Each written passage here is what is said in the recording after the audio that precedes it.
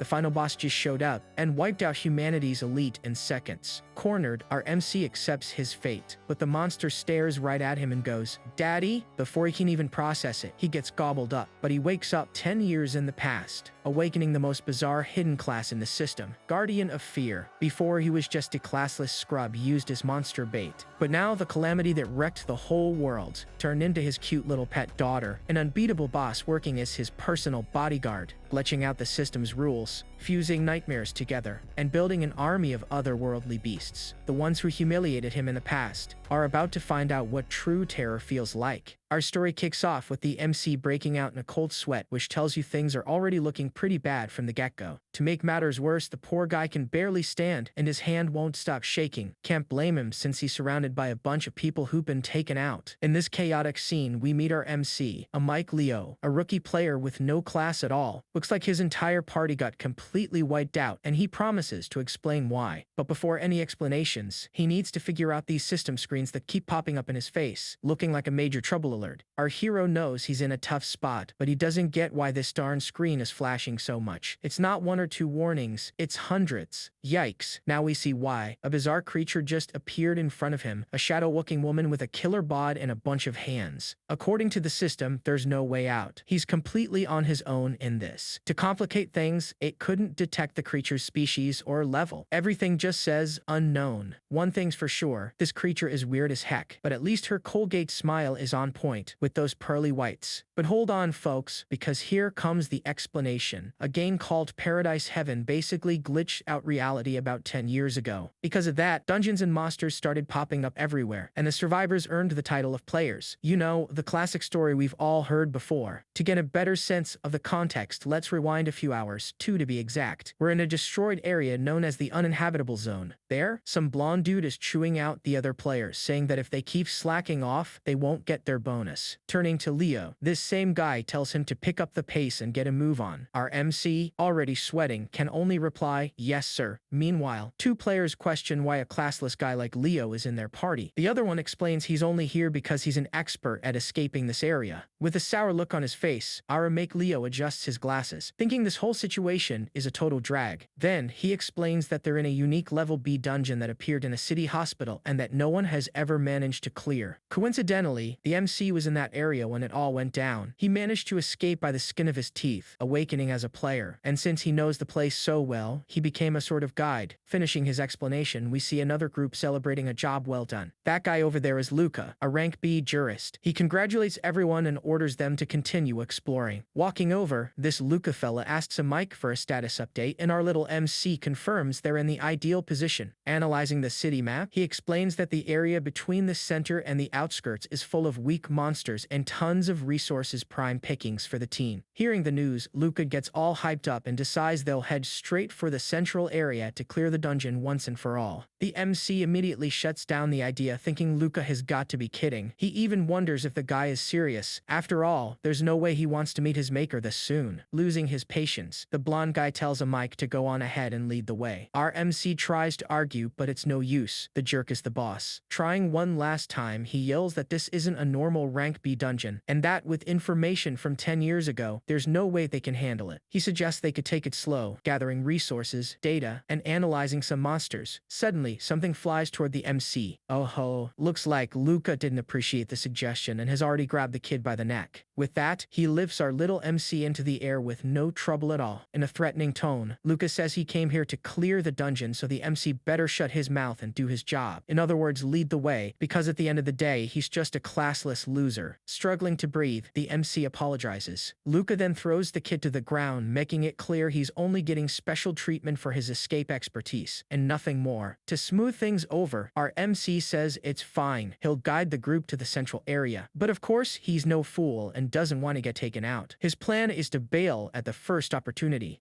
But it seems like Luca read his mind, because the scoundrel points his blade right in the MC's face. With an intimidating glare, he asks if a mic is plotting something, warning him he better lead the way properly, since he's not good for anything else. Completely terrified, the MC agrees on the spot. He has to admit it. This situation is not looking good for him at all. At least Luca finally sheaths his sword.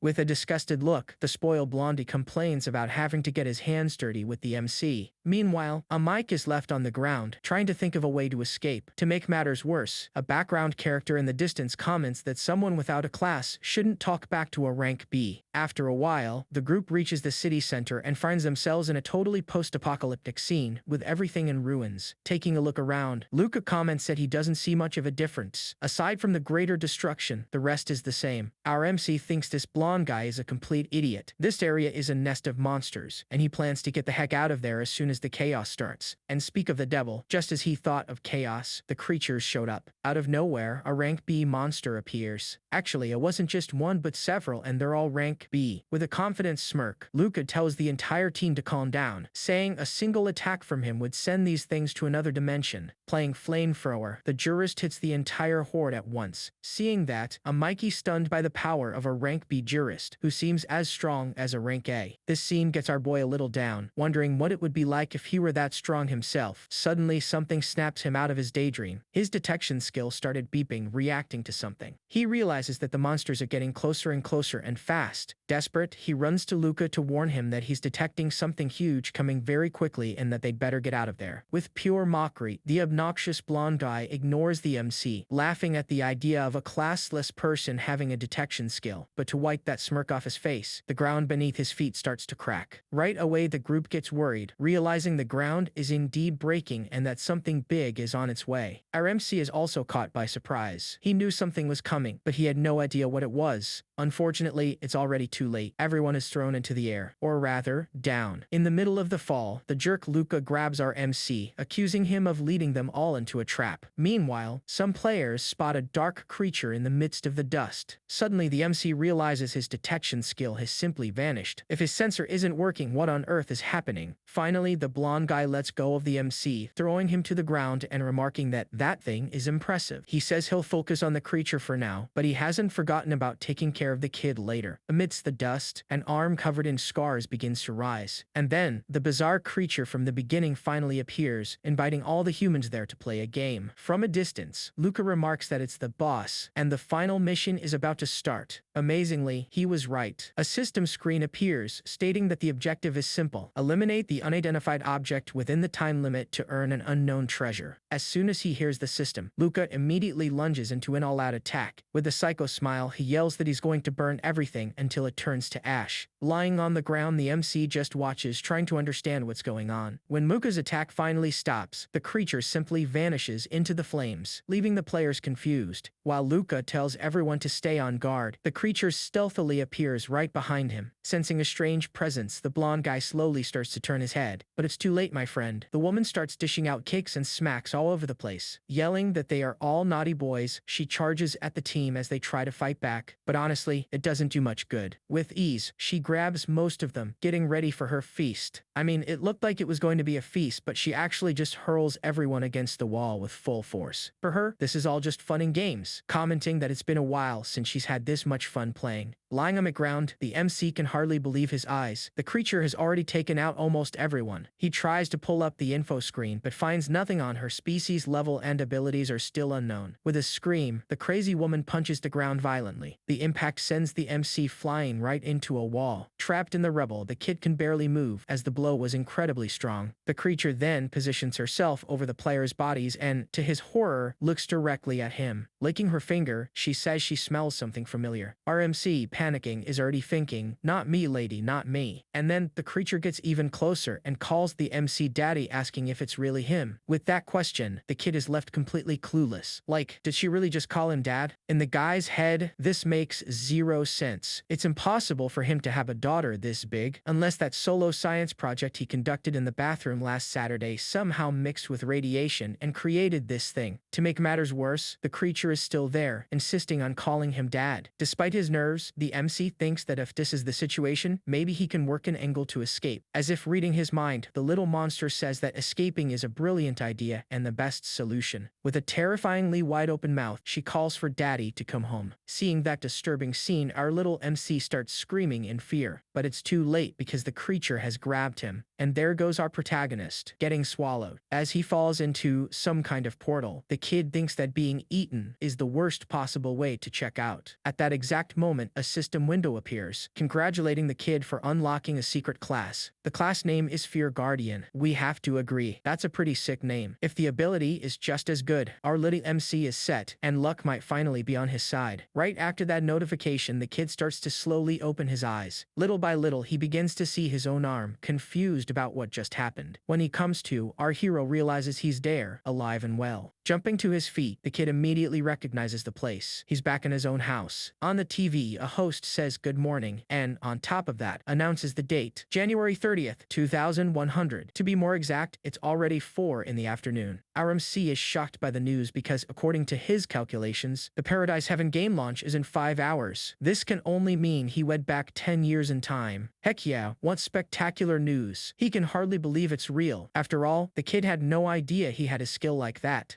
Thank heavens, his prayers were answered, and from now on, his life is going to be smooth sailing. At least, that's what he thinks, since nothing and no one is going to disturb his peace. Yeah, little MC, sorry to break it to you, but I've got some terrible news for you. To the kid's complete surprise, the same creature from before is right behind him, and by the looks of it, she showed up with the appetite of a lion. Instantly, our little MC hits the floor, panicking like crazy, drooling all over the place. The little monster says her tummy is rumbling. Still on the floor, the MC gets even more confused, wondering what the heck is going on. But the creature gets closer and gives him a few sniffs, stating that the kid smells like daddy. Yikes, the MC realizes right away that the situation is repeating itself. All signs point to him getting devoured again. But believe it or not, nope. In fact, he gets a huge sloppy show of affection from the creature, which is more like an affectionate lick. This bizarre figure then asks the MC what's for dinner because Suzuko is very hungry. Covered in drool, the MC wonders what on earth is happening and what she means by food and hungry. Since she put him down, the kid bolts, saying he's going to whip up something for her to eat. A moment later, he shows up with a bunch of fried chicken buckets. Suzuko, who's never seen it before, asks what it is. With a strange smile, our little MC says it's all for her, a little gift for Suzuko. Satisfied with her little snack, she rubs all her monstrous affection on the kid. With her mouth full, she even says she loves her daddy because he does everything for her. Our little MC just can't believe what's happening. This has to be a dream. There's no way it's real. What are the odds he'd go back 10 years in time just to become a monster's dad? But to start the feast, our little Suzuko tries a piece of chicken, but the second that flavor hits her tongue, man, she goes into a total frenzy. And just like that, she wolfs down absolutely everything in seconds. While she eats, the MC checks the system, which shows his new job, Fear Guardian, or in other words, a monster tamer. His level is F, which means even with a new class, he's not starting off that strong. At this point, the kid wonders if he awakened this job because of Suzuko, since the screen confirms she's a corrupted zombie monster and that she's pretty hungry. Her main skill is predation. When this creature consumes another monster, there's a 30% chance she'll acquire the target's skill. Amike is floored by what he's reading. Even in her incomplete state, she's already a rank B boss. He can only imagine how strong she'd be if, by some miracle, she ever became whole. Thinking about it, he wonders if, by taming Suzuko, he could also tame other bosses. But, distracted, the kid doesn't notice she's coming up right behind him. To make matters worse, a giant warning pops up in front of him, informing him that the monster has entered a state of hunger and rage. With the charge percentage at 50%, our little MC better do something about it. Despite the warning, she doesn't seem that angry, just grabbing the MC and calling him daddy. Yep, the system explains that one of Suzuko's traits is a persistent hunger condition. The little weirdo then starts licking him again, warning him that she's still hungry and asking what she's going to eat now. Seeing the situation, the MC thinks that, for now, the best thing to do is to try and keep her in a good mood. Patting her on the head, he says that sometimes she'll need to have a little bit of patience. In a calm tone, he assures her there's no need to rush, because pretty soon she'll get to eat as much as she wants. Our MC says this because he already has a plan in mind. He's going to act like a good dad, satisfy Suzuko's hunger, and, while he's at it, clear some dungeons in the process. It'll be a piece of cake. Getting this affection makes Suzuko extremely happy. He doesn't get why she's so happy. After all, it was just a calm little pat. But in the middle of her happy frenzy, the little weirdo ends ends up grabbing him again. This time she squeezed pretty hard, so the MC ends up getting a bit crushed and asks his dear daughter to put him down, otherwise he's not gonna make it. Suddenly, the TV announces some breaking news, catching the attention of them both. Just as the anchor was about to report the news, the broadcast starts to glitch out. Thinking this can't be real, the kid runs toward the window, seeing a dungeon appearing right in front of him. The kid complains that they're way too early. There's no way he can be this unlucky, even in another life. Outside, the entire city begins to transform into a dark place. This is about to become the Black Forest dungeon, and guess what? Our little MC is right in the middle of it. To top it all off, strange energies start to manifest all over the place. With all that energy manifesting, the forest finally begins to take shape. As if things weren't bad enough, along with the forest, several bizarre monsters start to appear, as if Suzuko's presence wasn't already enough. At that moment, a system window pops up to make the mess official, announcing that the Black Forest has begun to manifest, coming face with a monster that's basically a giant eyeball. Our little MC starts to panic, but you can relax, my friend, because right beside him is someone more than capable of handling the situation. Getting furious that they're bothering her dad, Suzuko tells the monster to buzz off and get lost. Right after, another notification screen appears confirming that the MC has been freed from the paralysis caused by that eyeball. Sporting a totally crazy smile, our little heroine starts to celebrate, yelling that she saved her daddy. The problem is, once again, she doesn't know her own strength, and, on top of squeezing the MC, she starts shaking him all over the place, making the poor guy scream his head off to be put down. Granting his request, Suzuko stops and asks if it's time to eat yet. Our MC, still dizzy, says he'll whip something up soon and asks her to be patient. Before thinking about food, his priority now is to understand what that tremor from earlier was all about. But, out of nowhere, he's caught off guard by a sharp pain in his eye. Instantly, the system warns that an unknown monster has been detected and, to make matters worse, the Black Forest curse has been activated, increasing the dungeon's level. Seeing all those alert screens, the MC starts to freak out, and Suzuko, noticing his reaction, starts to get worried too. Confused, our little MC wonders what this curse business is all about, since, unfortunately, this is news even to him. To ramp up the tension, the system warns that if the Black Forest isn't cleared in 72 hours, our hero will be trapped in that dungeon forever. And as if that news wasn't bad enough, all of a sudden several vines start sprouting from the ground. In the blink of an eye, these pesky vines take over the entire place. And to make the situation even worse, some nasty monsters pop up along with the vines. Faced with all this chaos, the MC can only think that things have gotten seriously ugly. To top it off, he had barely managed to figure out the situation with Suzuko, and a whole new massive problem was already knocking at his door. Completely oblivious to her dad's panic, Suzuko turns around, focused on her one and only priority, screaming for food. And there she goes, entering that bizarre mode of hers again, commenting that those little snacks that just appeared look very tasty. That's right, little monsters, sorry to inform you, but you picked the wrong neighborhood to show up in. With a single, well-aimed strike, Suzuko instantly takes out some of those creatures. Right away, another system screen pops up, notifying the MC that he's gained some nice experience points from the action. Immediately after, Suzuko dives in for the feast. After all, she wasn't just going to take them all out, right? Some of them were perfect for an afternoon snack. With that, the little system informs him that Suzuko's hunger level has gone up again. Yep, it seems her appetite is the once you start, you can't stop kind. The more she eats, the more she wants. And there she is, in total desperation mode, devouring everything in sight. And the little system pops up on screen again, but this time with some interesting news. Suzuko just devoured a tree yokai and, with it, acquired the wild conversion skill for 20 minutes. But to be honest, she couldn't care less about the new skill. What really matters is continuing the feast and stuffing every single one of those little critters into her belly. Slamming another punch into the ground, she takes out another monster, while commenting out loud that they are simply delicious. While watching this bizarre scene, a light bulb goes off in the MC's head. At least now he gets that she can satisfy her hunger by devouring other monsters. To the relief of the entire nation, the system finally confirms that Suzuko's hunger meter has been fully restored. Now, a little calmer, Amike reflects that he needs to figure out a way to deal with this curse. Because the weirdest part is that, in his past life, he doesn't remember anything like this. He even recognizes the Black Forest dungeon, which was supposed to appear in the city of Naruz. But the thing is, according to his memories, he should should be in the city of Sakurada. Thinking it over a bit more, the kid comes to the only possible conclusion. The big difference this time is that Suzuko is with him. To prove his point, she even offers a little piece of monster to her daddy, who, obviously, refuses in the most polite way possible so as not to stress out the little one. Watching this scene, a sinister theory pops into the MC's head. What if the dungeon itself is manifesting differently just to try and eliminate Suzuko? Figuring out the play, he realizes that, since it can't face Suzuko head-on, the darn dungeon must be targeting her master. In other words, him. It all makes sense now. That's exactly why the dungeon resorted to this so-called curse. With the clock ticking, the kid starts racking his brain because he has exactly 72 hours to clear or get the heck out of that place. Collapsing to the floor, he despairs, wondering how he and Sojo are going to handle the Black Forest, which is a true, gigantic maze. To complicate things even more, his fall wasn't an accident, as something sinister underneath him is simply bursting through the floor. Now things have really hit the fan. Two monsters emerge from beneath him, and get this, right between them there seems to be an eye. Could there be a spy keeping an eye on our MC? Seeing the troubles, Suzuko goes full-on beast mode, looking seriously ticked off. To save her dad, she doesn't think twice and activates her new skill, Wild Conversion. With this new power, her body transforms into a tangle of sinister vines. This way, she can both attack the monsters and rescue the MC from the imminent danger. Super proud of herself, Suzuko realizes her new skill is awesome. Pulling the little MC close, she asks if he's okay, and the kid, relieved, says yes, even complimenting her on a job well done, because he definitely didn't see that coming. Checking out the scene, Mike starts to think this predation skill is a total game changer. He can only imagine the damage this little monster will do when she has a ton of abilities. But cutting his train of thought short, the monster's bodies suddenly start to glow. Instantly, he yells for Suzuko to watch out and get away from that light. Looks like it was already too late as a massive explosion swallows up everything around them. After that huge explosion, 24 hours have passed since the Black Forest appeared in the city of Naruze. In the middle of the crowd, we see a blondie playing the hero, telling everyone not to be afraid because he knows the weakness of these enemies. Getting closer, it's no surprise it's that creep Luca. Even 10 years in the past, he's already up to his old tricks, acting like he's the big shot and trying to boss everyone around. While he's trying to give orders, many civilians start running in total desperation. Whoa, it looks like things got ugly, because even Luca is starting to get nervous. The monster that showed up this time is on a whole other level. Out of nowhere, a giant rank 2 creature just appeared. Seeing that, the rest of the people panic, commenting that this monster is completely different from the others. From up high, Luca tells everyone to calm down, assuring them there's a way to handle the situation. With that, the crazy guy starts yelling to get the monster's attention. Or rather, it seems it's not the monster's attention he wants, but someone else's. Answering the call, this mysterious and powerful person charges full speed at the monster. With a direct hit, she lands a solid blow on the creature. Through the smoke, we realize it's a girl, and she's carrying some kind of ray gun. This heroine right here is Hayashi Miki, a rank F jurist. As the dust settles, she wonders if that was really a rank 2 monster. Apparently, even though the creature was strong, for her it was a total cakewalk. With his plan working out, Luca yells to the crowd that if they follow him, victory is guaranteed. Having such a strong protector around, of course everyone is going to follow his orders. Seeing the scene, Mikey thinks that Luca really has a talent for convincing people, even though they only met 2 days ago. To show how they met, we go back in time a little, to a moment when Miki was surrounded by 2 monsters. In the blink of an eye, both creatures were defeated. Surprised, Miki asks who's there and why they helped her. And who appears is none other than Luca. That's when they met. He invited her to join him and clear the dungeon, explaining that job holders like them are very valuable. To wrap up the chat, Luca introduces himself as a beta tester and asks if the girl is interested in becoming a savior alongside him. Back in the present, Miki highly doubts a guy with that attitude will become a savior. On top of that, she notices that even though the dungeon is rank F, the monsters are getting stronger and stronger. Meanwhile, in another part of the city, Suzuko is having fun climbing a giant tree like it's a playground. Sitting on her shoulder, the MC says the girl has had enough fun, but Suzuko asks for just a little more time to play. At this moment, the kid thinks that although Suzuko saved him, if things keep up like this, he's going to end up getting taken out. Suddenly, the MC hears a familiar voice in the background and realizes it's Luca. Even though he can't stand the jerk, he knows the Luca from 10 years ago was pretty strong, so clearing the dungeon with him might be a good idea. Unexpectedly, a strong vibration startles both the MC and Suzuko. They both wonder what's happening, but then Suzuko looks down and her eyes light up. She realizes a lot of food is on its way. That's right, a whole bunch of monsters started climbing the tree toward them. Even with Suzuko by his side, the sight of that horde leaves the MC pretty scared. Down below, Luca's team also starts to panic when they realize the giant tree has started to move. Seeing everyone's reaction, Miki thinks the group is being way too dramatic. It's like the tree can't even make a creaking sound without everyone making a huge scene. Luca, however, who's a bit more serious, realizes the situation is not good at all. The giant tree is starting to twist and break in a bizarre way. Seeing the direction the darn thing is going to fall, the blondie desperately screams Miki's name. But it's already too late. Even with the warning to run, she just stood there, not understanding what was happening. And just like that, my friend, she was turned into a pancake. With the tree's fall, a cloud of dust rises everywhere. In the middle of this dust, our little MC starts to wake up, wondering if he's still alive and why the spot he landed on was so soft. And that's when Miki, seeing the situation, tells the kid to stop moving right now. Uh-oh, buddy. Seeing where he landed, our boy starts to break out in a cold sweat. Unfortunately, Miki doesn't seem to be in a playful mood, and even though he's the main character, he's in serious danger of losing his head. All awkwardly, the MC tries to explain, saying that it was just an accident. Outraged, Miki asks if he was the one who knocked down the tree, and even comments that the kid has a lot of nerve. Of course, Amiake denies everything, saying it was just a coincidence. Out of nowhere, an explosion goes off, and guess what? It's Suzuko, yelling for her daddy. With a huge grin on her face, the creature celebrates, saying she finally found him. Our MC is a little scared, but he's getting used to it. Now, Miki, she's the one who's in shock. Seeing his daughter, the kid is happy and calls her by name. But Miki, not understanding anything, tells the MC to get back and leave the monster to her. Playing the hero, she says that saviors don't run from danger and that she will protect him from that creature. The MC is confused. Protect me from Suzuko? I don't know about that. Our hero tries to calm the situation down, telling Suzuko that everything is okay. Miki, on the other hand, is already challenging the creature to a fight. Instantly, the MC realizes the girl mistook Suzuko for an enemy. The worst part is, he didn't even have time to stop her. Like a flash, she already took off running toward the target. Trying to find a weak spot, Miki starts moving quickly all over the place. Desperate, the MC yells for her to be careful. Finally, Miki believes she's found a weak spot on Suzuko's shoulder. With everything ready, the girl charges forward, activating her sacred magic cannon. Full of confidence, she declares that a single blow will be enough to eliminate the creature. Unfortunately, the plan didn't work out so well. She got smacked by one of Suzuko's hands. Meanwhile, the little monster, happy as can be, asks if the MC was worried about her, but the kid replies that it wasn't her he was worried about. Running toward the point of impact, the MC prays the girl is still alive. Arriving there, the situation doesn't look good at all. Miki is on the ground, all banged up. At that moment, Suzuko approaches and asks, with complete innocence, if she can eat the unconscious girl. Obviously, the MC says no, that she can't eat people. Besides, he remembers she's a jurist from Luca's team, meaning she's an awakened player. And that's when he comes up with a plan. If he can save this girl, Luca will definitely let him join the team. The problem is, the plan will go down the drain if they find out about Suzuko. So, the MC decides to ask her for a favor. Very gently, he asks his daughter to hide for a while. Curious, the creature asks why, and the MC replies that it's so he can find tasty things for her. And again, if we look closely, that mysterious eye is still floating there. To convince her, he promises that if she hides really well, she'll get something delicious to eat later. Instantly, she gets excited and starts to turn invisible, promising to hide very well. The MC says that's exactly what he wants, for her to be a good girl and wait. With Suzuko concealing herself, that mysterious floating eye starts to get weaker. The system even announces that the curse's effects have drastically decreased. With this, the kid figures out that all of this happened because Suzuko hid herself. So, he comes up with a new plan. Keep Suzuko hidden, have Luca find the dungeon boss, and, at the right moment, use his creature to defeat it. Putting strategy aside for a moment, we see that Miki is finally waking up. She's still very confused, but she's slowly regaining consciousness. Feeling a terrible headache, she sits up in the middle of the rubble, trying to figure out what happened. Overjoyed, the MC says it's great to see her awake. Puzzled, the girl asks where the monster is. With the straightest face, the kid says that, thanks to her, the monster was defeated, and that right after she passed out, the creature ran away. The girl is speechless, wondering what he means by thanks to her, since she doesn't remember landing a strong hit. Picking up her cap from the ground, she puts it on, saying her memories are a bit fuzzy. Anyway, she gets up and says the place is dangerous and they need to find a safe spot. On the inside, our little MC is celebrating because his plan worked. He knows they'll find out about Suzuko sooner or later, but for now, he'll use a fake name just in case. Then, the girl introduces herself as Hayashi Miki. Our little MC does the same, but instead of saying his name is Amaiki, he throws out a fake name, Hayamagajin. As he shakes her hand, the kid says it's a pleasure to meet her. Meanwhile, our invisible Suzuko seems pretty thoughtful. The creature wonders what that is, as she feels a very familiar energy coming from that touch. Discreetly, the MC turns to Sujo and whispers for her to follow him quietly, promising that if she does, he'll get her a special dessert later. Excited by the idea of food, of course, our Suzuko agrees right away. Miki then starts running and yells for Himagajin not to fall behind, while Suzuko, in her invisible form, follows right behind them. In the next scene, it's already night and we're in another building. Inside, the team leader, Luca, is getting a report, but he looks very worried. A team member informs him that teams 3 and 4 still haven't found Miki, which makes Luca wonder where the girl could have gone. Extremely nervous, the idiot starts yelling at everyone, ordering them to find the girl ASAP. He makes it clear that if it weren't for her, the whole group would have been wiped out by now. Afraid of his reaction, the other members ask him to calm down, assuring him that they'll find her sooner or later. But Luca can't calm down. He knows Miki's skills are incredibly special, so the only thing he can do now is hope that she's safe and sound. And right on cue, Miki makes her grand entrance, announcing they don't have to search anymore. Full of confidence, the girl walks up and greets Luca. Seeing that, the blondie is extremely happy and relieved because thankfully, the girl is safe and sound. With open arms, he welcomes her back, thanking the heavens she returned safely. Only then does he notice the MC's presence and, curious, asks who the kid is, even joking if he's her younger brother. Miki explains that no, he's just someone she rescued along the way. While they're talking, Suzuko's just hanging back, giggling since only her daddy can see her. Can you imagine if she snaps and decides to snack on the whole crew? Yeah, the situation is way more tense than it looks. With that, the MC introduces himself to the blondie, saying his name is Himagajin. Without beating around the bush, the kid asks if he can join their group, and the blondie accepts right away. Despite welcoming him, on the inside, Luca finds the newbie's face kind of creepy and suspicious.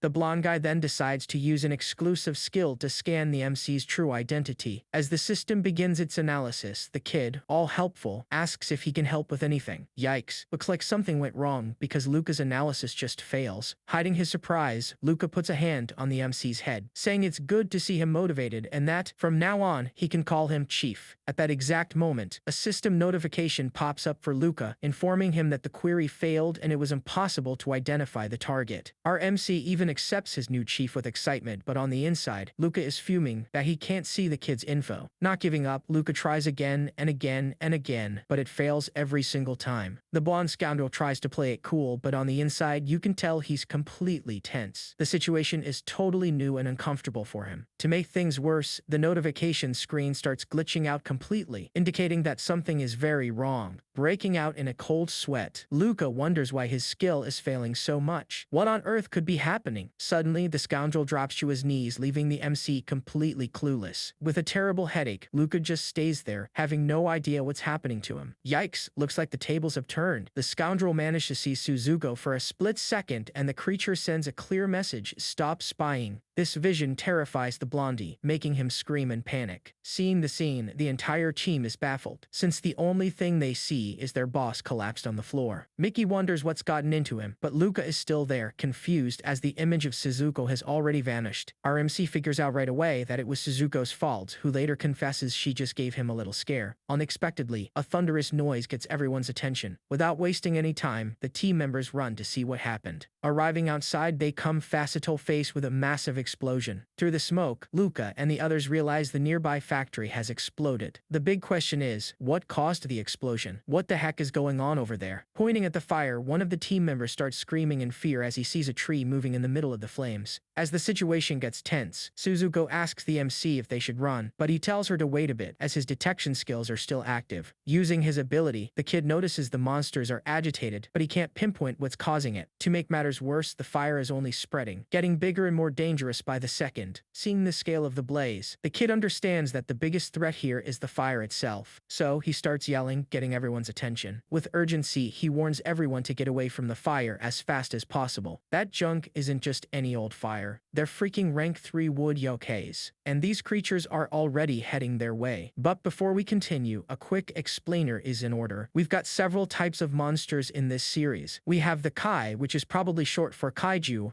those strange, unidentified creatures, and the yokai, which are more like spirits and demons. Just wanted to make that clear because here on the channel, we bring you a little culture too. You know? Now that we're all on the same page, let's get back to the chaos. Without a second thought, the creature attacks with a mix of vines and fire. Watching the attack, Luca wonders if the MC already knew about the yokai. If the answer is yes, it means the kid is well informed and has great potential. The problem is, for Luca, that potential is not a good thing because the kid might try to take his spot. In his head, he's sure the scoundrel did it all on purpose to steal his savior bonus. As the system announces that a new item is being generated, the blondie remembers that each dungeon can only have one savior. But that's fine. He's already decided he's going to find a way to make the MC regret ever showing up. With that in mind, Luca gives the order for the entire team to prepare for a counterattack. But before he can do anything, the blondie is sent flying. Miki even tries to shout a warning, but it's already too late. A huge explosion goes off exactly where he was standing. Seeing the situation, Miki realizes she can't count on Luca and the others anymore. The worst part is, she's also at her limit, so the only way out is to tell the MC to get everyone out of there. Grabbing the kid tightly, she asks if he understood the plan. A bit squished, our MC replies that he got it. In the meantime, our little MC thinks that something is very wrong because even with the curse weakening, the wood monsters won't stop evolving. With determination, the girl braces herself, pouring more energy into her protection magic. But something sinister is emerging from the flames. It was the darn things now advancing toward her. Tossing the kid aside, Miki yells for Himagajin to run. On the ground, the MC thinks it doesn't do much good to tell him to run now that he's already on the floor. The problem is, when he looks to the side, he sees Suzuko licking her lips, announcing she can't stand the hunger anymore and is going to devour everything there. And to everyone's dismay, to start the feast, she has to deactivate her camouflage. The worst part of all is that our little MC didn't even have time to step in. She's activated beast mode, my friend, and now there's no stopping her. Completely out of control, the little psycho charges full force at the fire creatures. From a distance, Miki is shocked to recognize the creature, wondering if it's the same monster from before. And the worst part is, the thing is strong as heck. Even though the creature is made of fire and is on fire, Suzuko grabs it by the hand, my friend, and shoves it in her mouth. Practically a monster kebab. Our MC does not like the situation one bit. Even with him in danger, she chose to focus on food. And the worst part is, with her visible, the curse is going to get strong again. Meanwhile, the system reminds the MC of his own ability. He can copy a random skill from a monster for 20 minutes, up to 4 times a day. Apparently, since he's the guardian, this is one of the skills he can use to sync up with his creature. The big question is, in the future, will other monsters call him Daddy too? For now, it seems this whole deal only works with bosses. And it's at this moment that a light bulb goes off in the MC's head. If he can control a boss like Suzuko, maybe he can also control the Black Forest's boss and break the curse. But, out of nowhere, a hand taps his shoulder, giving him a huge scare. But it was just Miki, who yells at him to run, saying this is their big chance. Going against the idea, the MC says he's going to use the distraction to go after the real boss, even though he knows it's a risky bet. To do that, he needs to find Luca, because he's sure that blonde scoundrel knows where the big boss is. He explains to Miki that if the monsters keep evolving, soon they won't stand a chance, so they need to find Luca ASAP. Convinced, Miki then grabs the kid and takes off running like mad, telling him to hold on tight if he doesn't want to get left behind. Leaving those two aside, the scene takes us to the city's underground ruins, where we see a very peculiar creature. This mysterious monster starts to slowly whisper the word daddy. With a sinister smile, the creature celebrates, saying it has finally found who it was looking for. Meanwhile, a little further ahead, we see that Luca had the exact same idea as the MC. Use the distraction to go after the boss. His plan was simple. While the others were getting wiped out up top, he'd sneak off to the big boss to clear the dungeon. After all, he cares way more about the bonus than about that shrimp of a kid. But his plan goes sour when suddenly, all the team members start feeling a tremendous pain in their ears. Confused, the blondie turns around, not understanding what's happening to his companions.